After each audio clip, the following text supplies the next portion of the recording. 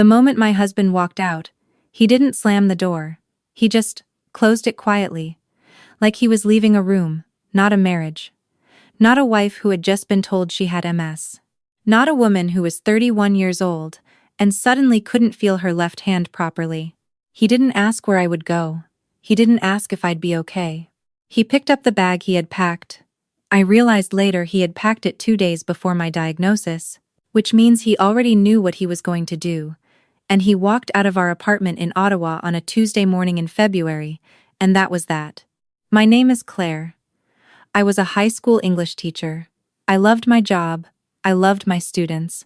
I loved correcting essays with a red pen and a cup of tea. I had been married for 3 years. I thought I had a life. What I actually had was a very expensive lesson in who shows up and who doesn't. I need to go back a little, because none of this makes sense without the beginning. I met my husband Daniel at a friend's wedding in Gatineau. He was funny. He was attentive. He remembered small things, the way I took my coffee, that I hated cilantro, that I got anxious in loud crowds. I thought that kind of attention meant love. I was wrong. It was just a particular kind of charm that certain people have. It doesn't mean anything about their character. It just means they're good at paying attention when it benefits them. We dated for 2 years, got married, moved into a 2-bedroom apartment near the Glebe. I was still teaching. He worked in project management for a tech firm. We were fine. Nothing spectacular, but fine. We talked about having kids eventually. We talked about maybe buying a place in a few years. Normal life.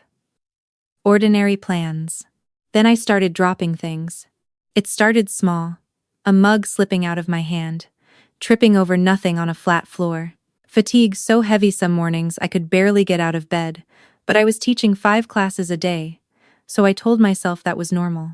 Then one afternoon in November, I lost vision in my right eye for about 20 minutes. Just went dark, like someone had drawn a curtain. It came back, but I went to my family doctor the next day. The referral process took 6 weeks. The MRI took another 3, then a neurologist appointment, then another one. Then in January, just after the new year, I sat in a clinic on Bank Street, and a doctor told me I had relapsing remitting multiple sclerosis. I sat there and I nodded, and I asked the practical questions. What does treatment look like? What are the timelines? What should I expect? Because that's what I do when I'm scared. I get very calm and very organized, and I write things down. I had a notepad. I filled half a page. I drove home. Daniel was already there, which was unusual for a Tuesday. He was sitting at the kitchen table with his hands folded. I remember thinking he looked like someone who was about to fire an employee. I told him what the doctor had said. I told him the treatment options. I told him that with the right medication and management, many people with RRMS live full and active lives. I told him we'd figure it out together. He was quiet for a long time. Then he said he needed some time to think. He left the next morning. I found out from a mutual friend 3 weeks later that he had already started seeing someone he worked with. She was 26. Perfectly healthy, as far as anyone knew. I don't tell you this for sympathy. I tell you this because what happened next is the part that still makes me catch my breath sometimes when I think about it. My parents' reaction was worse than Daniel's. My father and mother had never particularly warmed to the idea of their daughter having a chronic illness. They were not cruel people. I want to be fair about that. But they were people who had very specific ideas about what a proper life looked like, and a daughter with MS, newly separated, living alone at 31, did not fit the picture. My mother's first response when I called her was silence, and then, well, you need to think about what you did to push him away. My father got on the phone and told me that stress could make these things worse, and that I should try to be more positive. I told them I had just been diagnosed with a neurological condition, and my husband had left me. Positivity was going to need a moment. My mother said maybe I should take some time to reflect on my choices. My father said Daniel was a good man, and these things were complicated. I hung up. I sat on my kitchen floor for a long time. The apartment was very quiet. I called my younger sister, Maya. Maya was 28 at the time. She was living in a one-bedroom apartment in the West End of Ottawa, working as a dental hygienist. She had a cat named Biscuit and a very small balcony where she grew tomatoes every summer. She was one of those people who is always slightly in the middle of three different things: a pottery class, a book club, saving up for a trip somewhere. Her life was full in a particular quiet way that I had always admired. She picked up on the second ring. I didn't even finish the sentence. I just said her name, and she said, "I'm coming." She was at my door 40 minutes later, with a bag of groceries and her overnight things. She didn't ask if I needed company. She didn't say let me know if feelin' stillin' stot. Feeling Satan I can do, which is what people say when they don't actually intend to do anything. She just showed up and started making soup and asked me to tell her everything from the beginning. I told her everything. She didn't offer opinions about Daniel. She didn't try to fix it. She just listened and refilled my tea. And at some point around midnight she said, very quietly, "You're not going through this alone. I just want you to know that." The weeks after that were hard in a particular way that's difficult to explain to people who haven't been sick and alone at the same time. I started on a disease-modifying therapy injections. At first, which I had to administer myself 3 times a week. I had a relapse in March that put me off work for 3 weeks. The school board was supportive, my principal was kind, and arranged for a supply teacher to cover my classes. But being off work when you are a person whose identity is very tied up in your work is its own kind of loss. I sat in the apartment that Daniel had vacated, and I felt myself shrinking. Maya called every day. Not every few days, every single day. Sometimes just for 5 minutes, sometimes for an hour. She came over on weekends, and cleaned the bathroom, and did laundry with me, and made me go outside, even when I didn't want to. She drove me to medical appointments when I was too exhausted or too anxious to drive myself. She was also managing her own life. Full-time job, her own bills, her own everything. She never mentioned this. I noticed it, but she never brought it up as a point of comparison or as something I owed her. She just did it. In April, my lease came up for renewal. The apartment was too expensive for one income, and I was looking at reduced hours at work for the foreseeable future while I stabilized on medication. I sat down with my finances and realized I had about 2 months before things got genuinely difficult. I hadn't asked my parents for anything since the phone call. I wasn't going to. Maya called me one evening and said, "I've been thinking. My lease is up in June. What if we just get a place together?" She said it casually, like it was a practical solution she'd just thought of. I found out later she had been planning it for 2 months. She had already been quietly looking at 2-bedroom apartments in neighborhoods, near both her clinic and my school. She had run the numbers. She had a whole plan. We moved into a 2-bedroom in Hintonburg in July. The rent was manageable, split 2 ways. She kept Biscuit in her room because I was occasionally allergic, but the cat mostly slept on my feet anyway. Living with Maya was not a sacrifice disguised as generosity. It was just generosity. She did not make me feel like a burden. She did not treat the arrangement as temporary charity. She bought a second set of shelves for the living room so I had space for my books. She learned to recognize the days when my fatigue was bad and would quietly leave dinner in the fridge without making it a whole thing. She did not hover. She did not pity me. What she did was treat me like a person who was going through something hard, but was still, fundamentally, herself. That sounds small. It was everything. The divorce finalized in October. Daniel and I had no children, no joint property we'd been renting, and relatively simple finances. I had a lawyer. She cost me money I didn't have, but she was worth it. The process was painful in the bureaucratic way that these things are, full of forms and waiting periods and signatures on documents that mark the official end of something you thought would last. My parents came to me once during that time. My mother called and asked if perhaps now that things had settled, I had thought about what had gone wrong in the marriage. I told her, very calmly, that I had MS and that Daniel had left within 24 hours of finding out, and that I was not interested in analyzing what I had done to cause this, and that if that was why she was calling, I'd prefer to end the conversation. She said I was being defensive. I said goodbye. My father sent an email a few weeks later, saying that my mother was hurt by my tone, and that family needed to stick together. I read it twice. I didn't respond. Maya saw the email over my shoulder one morning. She didn't say anything. She just poured me a second coffee and sat down and said, "Do you want to talk about it, or do you want to watch something terrible on Netflix?" I chose Netflix. She chose both. The next 2 years were not easy, but they were mine in a way that the years before hadn't been. I got stable on my medication, switched to a higher efficacy treatment after my third relapse, and things settled considerably after that. I went back to full-time teaching in September. My students made me a card. One of them, a 15-year-old, who wrote the most surprising essays, left a coffee on my desk every Monday morning for the entire semester. I never found out how she knew I needed it. I also, slowly, rebuilt a life that actually fit me. I started running again, small distances at first, and I joined a running group for people with chronic illness that met on Saturday mornings in Commissioners Park. I started going to a therapist every 2 weeks.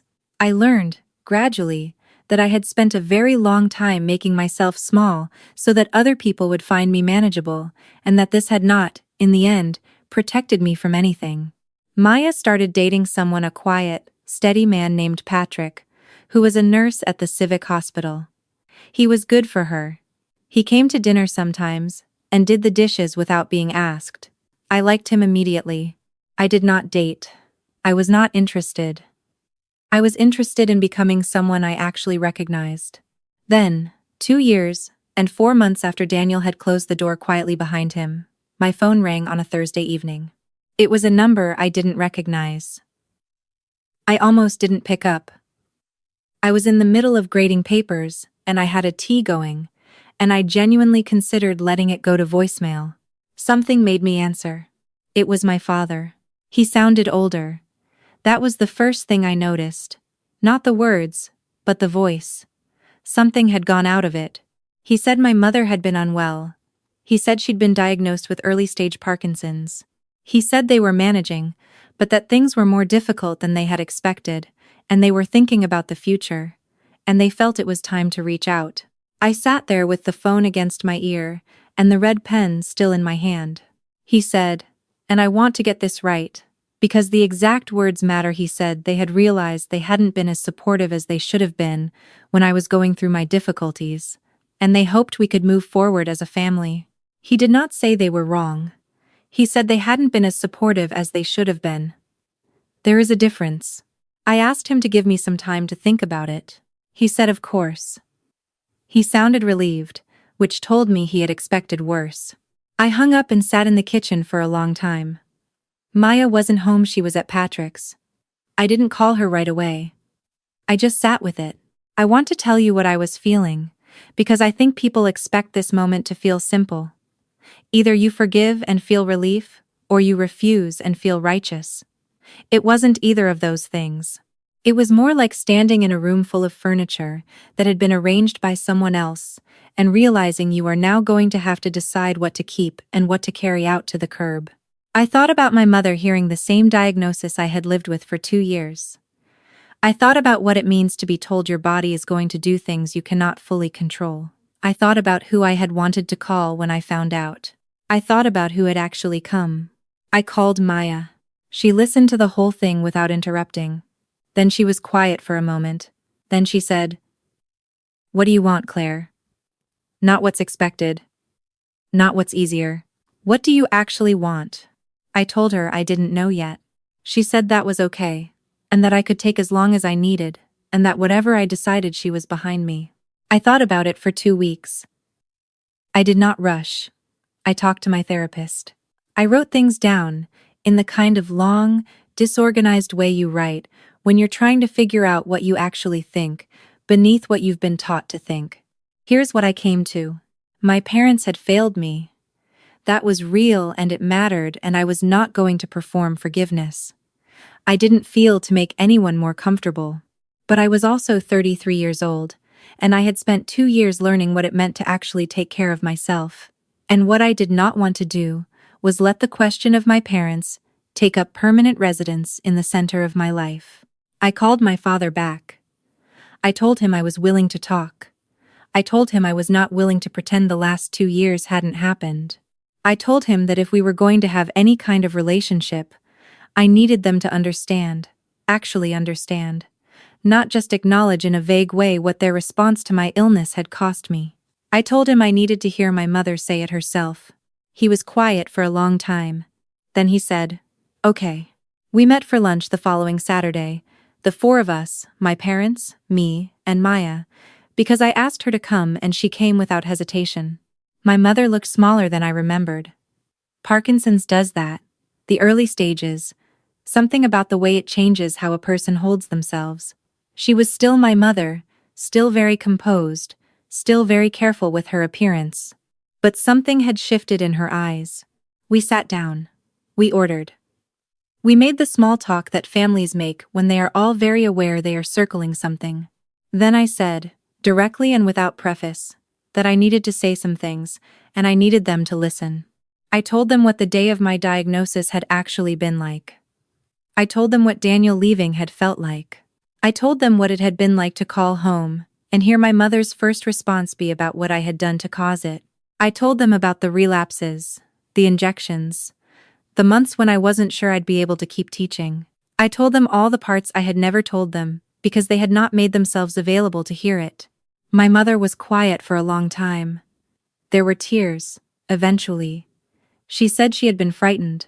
She said when I told her about the MS, something in her had she used the word closed. She said she hadn't known how to be present for something that frightening, and so she had found reasons not to be. That was the most honest thing she'd ever said to me in my adult life. She said she was sorry. She said it clearly, without qualification. I am not going to tell you everything resolved in that restaurant. It didn't. These things don't. But something shifted, and I think that shift was real, and I'm choosing to see where it goes. What I will tell you is that on the drive home, Maya reached over and squeezed my hand once at a red light on Scott Street, and I thought about all the times she had done something quietly, and without fanfare. The groceries, the soup, the daily phone calls, the apartments she'd compared, so I could afford to live somewhere decent, and I thought about how a person can love you in such consistent and unspectacular ways that you almost don't see it because you're looking for something louder. After we got home, after tea, and the kind of conversation that happens when something big has just moved through a room, I told Maya something I had been thinking about for a while. I told her that when my lease came up in the spring, I was thinking about buying a condo. Probably something I could actually manage on a teacher's salary, and with the added stability I'd gotten from refinancing some things after the divorce. I told her I had been looking at a 2-bedroom in Westboro that I thought might work. She looked at me for a second.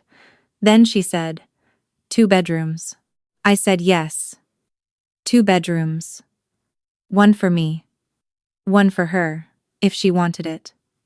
I told her I had looked at what it would cost if she bought in as a co-owner. We could make the numbers work. I told her I was not asking her to do me another favor. I was asking her if she wanted to own something, together, because that's what made sense, and because she deserved a door she had a key to in every sense. She was quiet. Then she said, "Patrick wants to move in together." I said I knew.